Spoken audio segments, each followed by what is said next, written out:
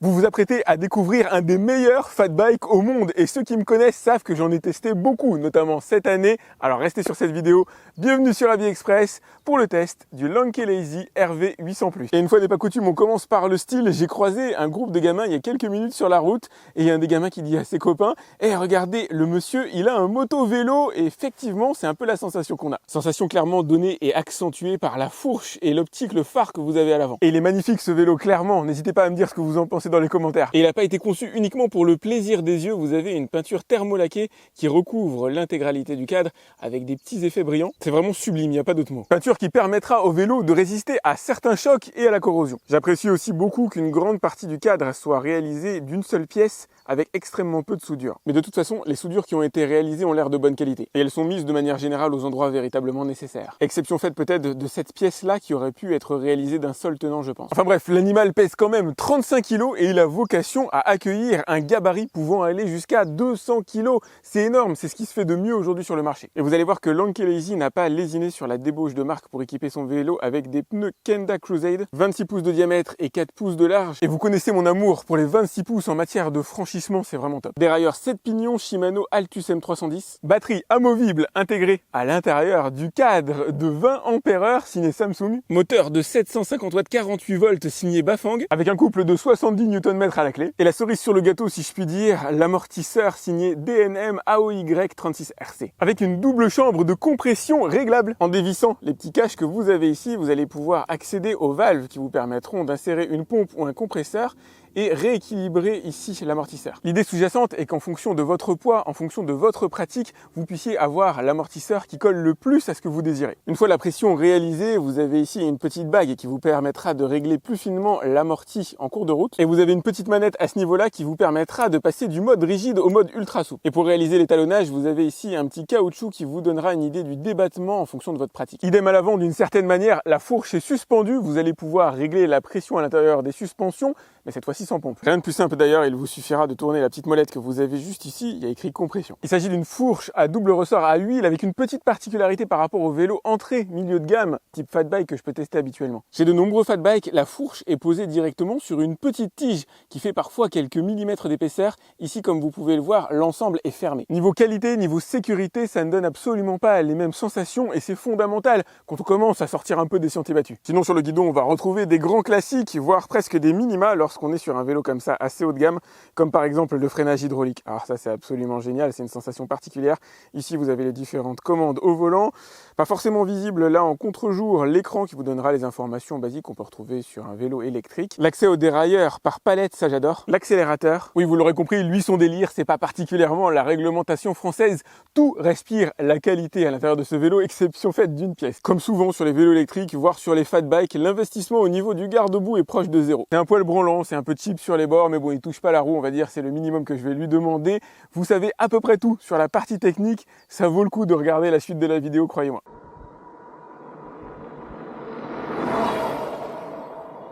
Pouvoir faire de ce vélo, c'est clairement mon bonheur de la journée et je vous propose de commencer, en tout cas de continuer cette vidéo avec la section confort assez importante pour moi.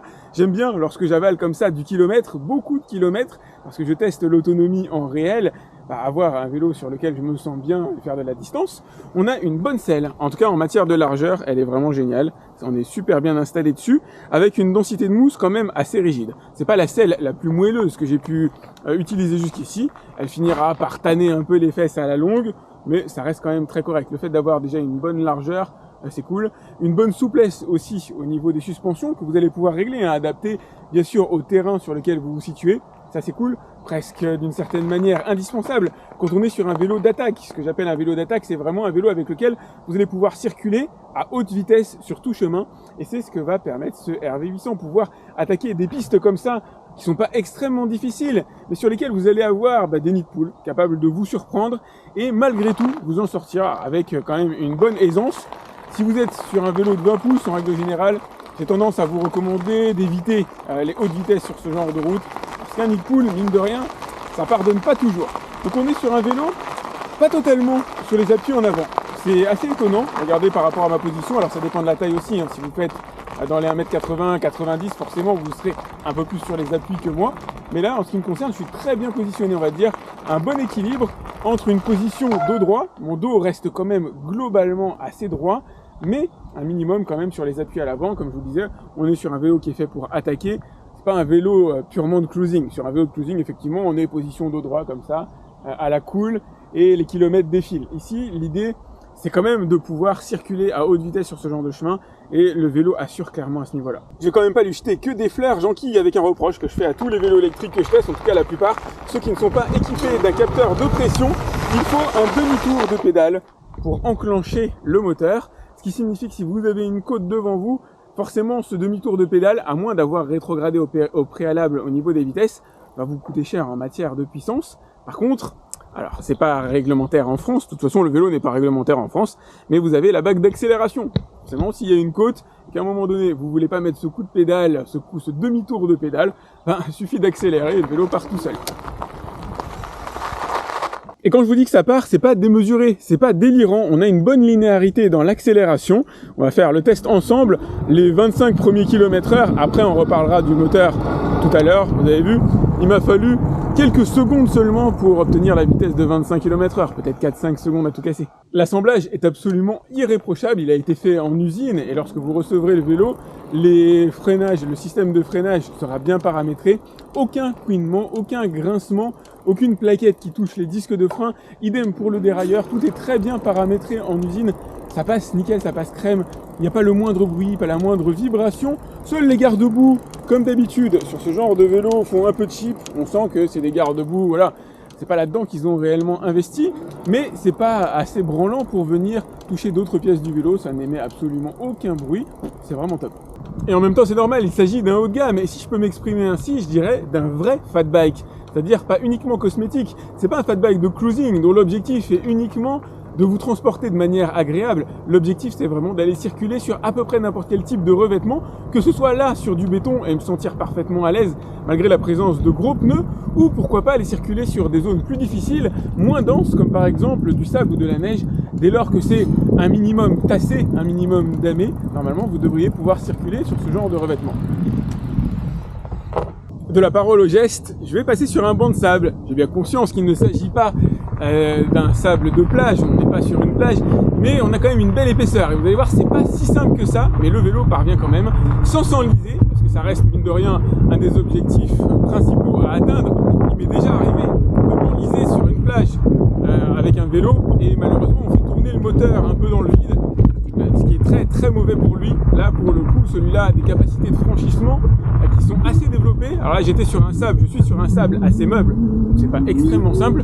Essayez de rouler en bord de mer, plutôt véritablement en bord de mer, hein, là où le sable est bien tassé, bien dense, et vous verrez, vous ressentirez clairement la différence, c'est beaucoup plus simple pour ce genre de vélo électrique. Parmi les nombreuses choses que j'adore sur ce vélo, il y a clairement la suspension, et notamment le pré-réglage qui est effectué à l'aide de la petite molette que vous avez ici, que vous pouvez actionner extrêmement facilement, qui va vous donner soit un réglage plutôt dur, plutôt rigide, comme là par exemple sur une route goudronnée. Alors on a quand même de la suspension, hein, vous pouvez le voir, mais il y a une meilleure tenue de route. Par contre, si j'ai envie de m'aventurer en forêt, là je change le clic, je bascule de l'autre côté, et cette fois-ci j'obtiens une suspension beaucoup plus moelleuse, comme vous pouvez le voir, qui absorbe énormément d'aspérité. Il en va de même pour la fourche, avec ce réglage extrêmement simple que vous allez pouvoir activer sans mettre d'ailleurs réellement de force, ça se tourne extrêmement facilement, et vous allez pouvoir soit chanter bien sûr la suspension avant, ou la rendre plus souple en fonction du terrain, en fonction aussi de votre poids. Ce vélo, en matière de raffinement, je crois qu'on est au top. En tout cas, j'ai pas connaissance, pas souvenir d'avoir vu mieux jusqu'ici.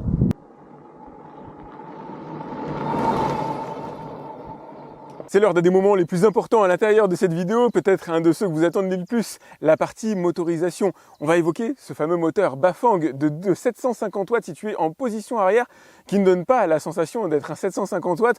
On est plutôt sur une sensation de 1000 watts avec un couple de 70 Nm et un vélo, alors qui va à 25 km/h si vous le souhaitez, hein. C'est pas véritablement son objectif de fond à mon avis, mais dans l'absolu, quand vous le recevez, il sera programmé pour aller à la vitesse de 25 km/h.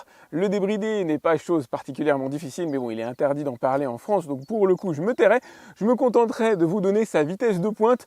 On est sur un vélo qui affiche au cadran, moi, en ce qui me concerne, 50,7 km/h maximum, ce qui correspond au GPS à 48 km. C'est la vitesse la plus élevée que j'ai obtenue à l'heure actuelle sur un vélo de 750 watts, vélo qui envoie bien de manière linéaire. Il n'y a pas de gros mouvements de recul, on n'a pas la même sensation que ce qu'on aurait sur un double moteur qui aurait été, on va dire, mal paramétré avec des tellement grandes sensations de recul ou des couples délirants dès le départ qui feraient que la roue avant se lève. Non, ici les choses sont bien maîtrisées, le vélo est propre en accélération, il donne tout progressivement mais il envoie, il a de la bonne reprise, il est capable de monter des côtes assez costauds, on doit être sur de l'ordre du 30-35 degrés, quelque chose comme ça, avec une perte, en fonction de la côte évidemment, d'une dizaine de km/h. Imaginez que vous êtes en train de monter un pont, en règle générale on perd une dizaine de km/h sur ce genre de montée. Le moteur est extrêmement agréable, il répond bien. Seule chose que j'ai à lui reprocher, je vous le disais, dans la partie confort, il faut un demi-tour de pédale pour l'enclencher si jamais vous souhaitez contre-pédaler, fonctionner purement à la française, c'est-à-dire au pédalier. Si vous êtes en côte, moi j'aurais tendance à vous dire, alors soit rétrograder des vitesses à l'avance, soit utiliser un peu l'accélérateur pour faciliter le démarrage.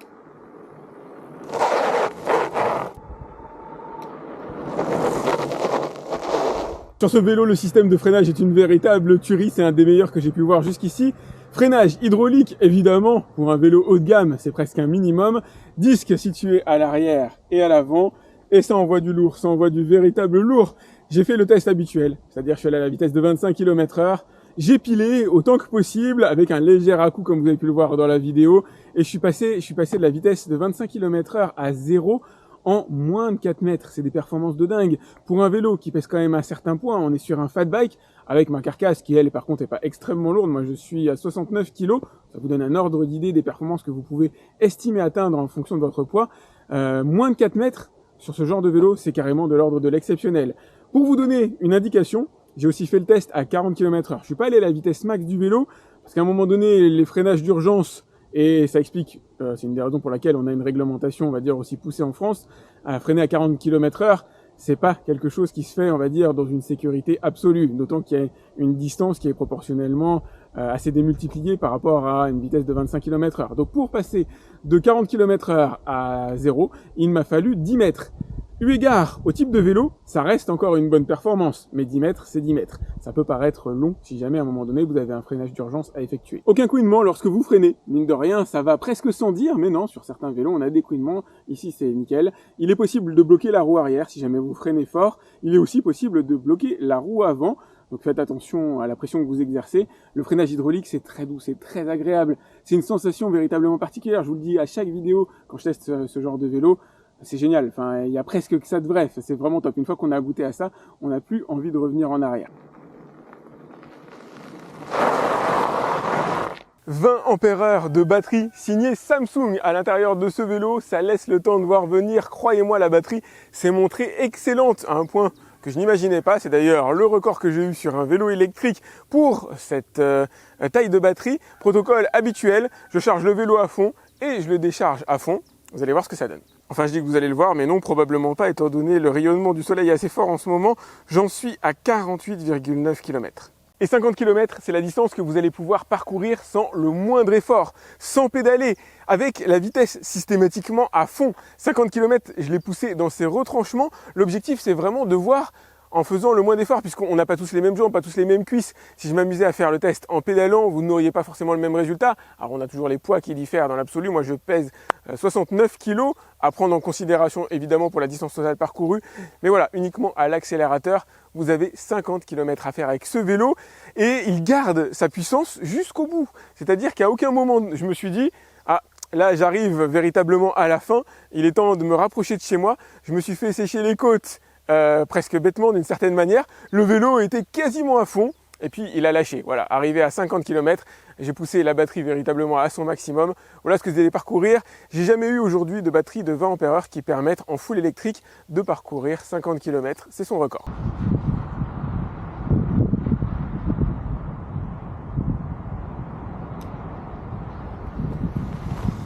Il y a deux critères majeurs dont un est un peu singulier, je vous l'accorde, qui me permettent aujourd'hui de classifier les fat bikes en fonction de leur qualité.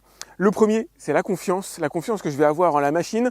Je change et j'ai la chance de pouvoir changer de vélo assez fréquemment, d'en tester des nouveaux et à chaque fois, il faut rétablir une forme de lien de confiance entre moi et le vélo pour essayer de connaître ses limites, voir où je peux l'emmener, essayer de vous faire une restitution aussi en vidéo qui soit relativement fiable.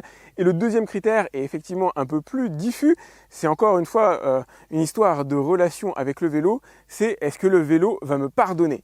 Là, vous allez me dire, je l'ai perdu, il a fumé la moquette, je sais pas quoi, d'ailleurs sa moquette elle a l'air cool, elle vient de Saint-Maclou, évidemment, voilà pour la pub, gratos, non, le vélo me pardonne, imaginez-vous, voilà, une route comme ça, sentier, vous pouvez pas tout voir, toutes les aspérités de la route, vous êtes fatigué, peu importe, à un moment donné, vous avez un beau nid de poule devant vous, et ben voilà, c'est là, à ce moment-là, vous êtes à 35-40 km/h, quand vous passez dessus, vous vous dites, oh merde, j'aurais pas dû, j'étais trop vite, et que le vélo absorbe une partie de la charge, absorbe une partie de vos erreurs, c'est-à-dire vous pardonne, c'est là qu'effectivement on ressent la qualité, je trouve, d'un fat bike.